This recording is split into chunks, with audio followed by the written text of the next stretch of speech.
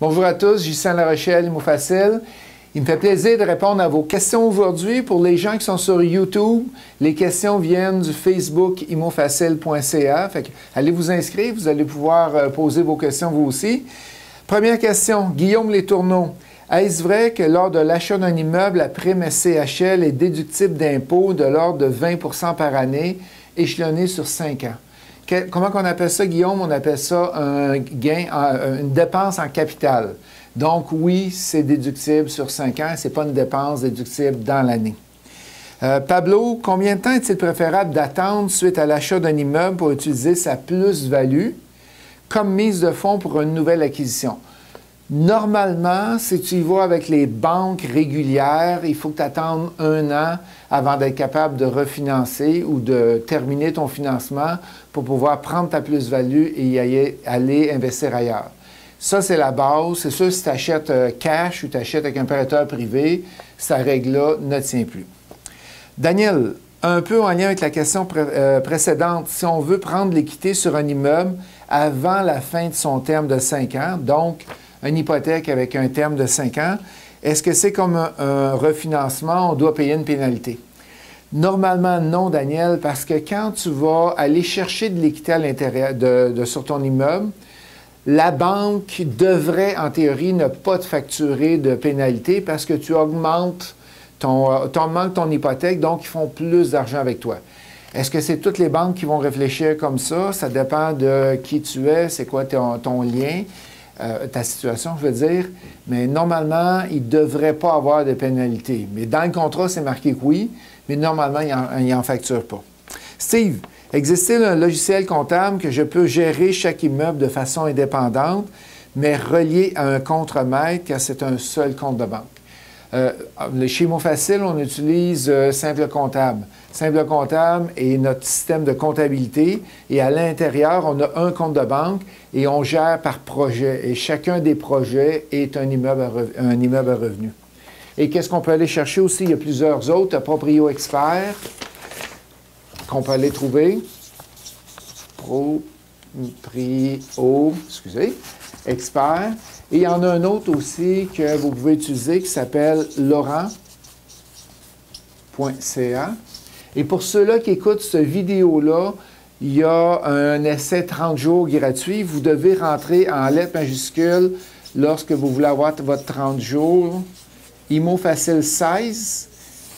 Et on va voir la quantité de gens qui ont téléchargé le logiciel avec ça. Et ça vous donne accès, je crois, c'est 30 jours au logiciel pour vous amuser, pour l'essayer directement. Michel, lors de l'achat de plusieurs petits plex 3 et 4 logements, est-ce qu'il y a un moyen de faire pour ne pas augmenter notre ratio d'endettement? Malheureusement, non. À moins que tu achètes 44 plex en même temps, ça te fait 160 portes, ils vont te financer sur 160. Mais si tu les achètes un après l'autre, je ne connais pas de méthode. Peut-être que s'il y en a qui en connaissent, indiquez-les dans les commentaires, mais je n'en connais pas rapidement comme ça. Gabriel, est-ce qu'il y a une limite du nombre de financements SCHL lors d'un achat en incorporation? Non, pas du tout. Il n'y a pas de limite. Tu mets ta mise de fonds, souvent c'est 15 % avec la SCHL. Tu mets ta mise de fonds de 15 % et il n'y a pas de problème. Alexandre, comment bien utiliser les logements vacants en négociation lors de l'acquisition d'un plex? Disons 3 sur 13. Qu'est-ce que je fais? Je fais juste diminuer les revenus. Il y a 10 revenus sur 13, et je regarde par rapport à la valeur de l'immeuble de 10 revenus sur 13. Mais souvent, c'est difficile avec le vendeur. Il dit « Ah, c'est facile à louer, ça, tu vas te louer ça dans 2 semaines. » Ça va être fait. Fait que pourquoi il ne l'a pas fait, lui, je ne sais pas. Et Jonathan, si je prends un cours du soir pour devenir curé, est-ce qu'il y a moyen de sauver sur les taxes municipales? Oui, Jonathan, c'est possible parce que tu vas aller rester d'un presbytère et c'est tous tes citoyens qui vont payer tes taxes municipales pour toi. Donc, oui, effectivement, un bon cours de curé va t'aider. Merci pour ta question. Déconseillez-vous de louer un logement dans un triplex à quelqu'un qui veut l'utiliser autant à des fins résidentielles que commerciales? Travailleuse avec une compagnie d'esthétique à domicile. Et pourquoi? C'est quoi les risques et les mises en garde? Geneviève.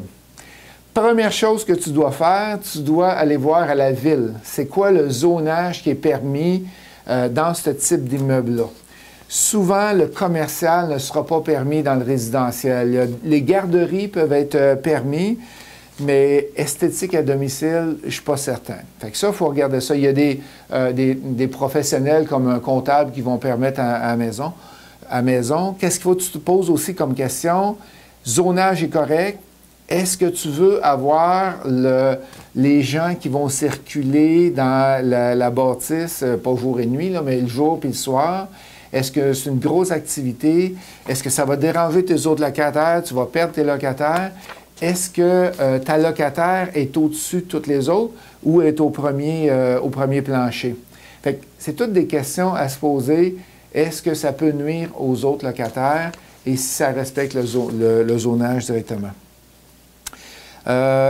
Usage commercial versus résidentiel. Est-ce qu'on doit déclarer à mon assureur? Oh que oui! Que tu fasses une maison de chambre, que tu fasses une maison sur du court terme, oui, tu es obligé de le déclarer à ton assureur. Et Brigitte, on nous dit pas besoin d'argent pour acheter, même les prêteurs, mais même les prêteurs privés ne financent qu'à 70 %, selon ce que j'ai entendu dans une de vos vidéos ce matin. Alors, on le prend où le 30 % quand on n'a pas de love money? Bien, qu'est-ce que je fais souvent? C'est du partenariat. C'est d'aller dans des conférences et d'aller dans des soirées mensuelles. On en fait une par mois dans 4 villes au Québec. Viens rencontrer des gens parce que si tu as un bon deal, normalement, tu n'as pas de misère à trouver de l'argent parce que si tu fais, par exemple, un flip et tu as 50 000 de profit dessus, va voir quelqu'un, tu me prêtes-tu 30 000 pour acheter la maison et ça va te permettre d'en faire 25 000 en dedans de 6 mois. Normalement, c'est facile à trouver.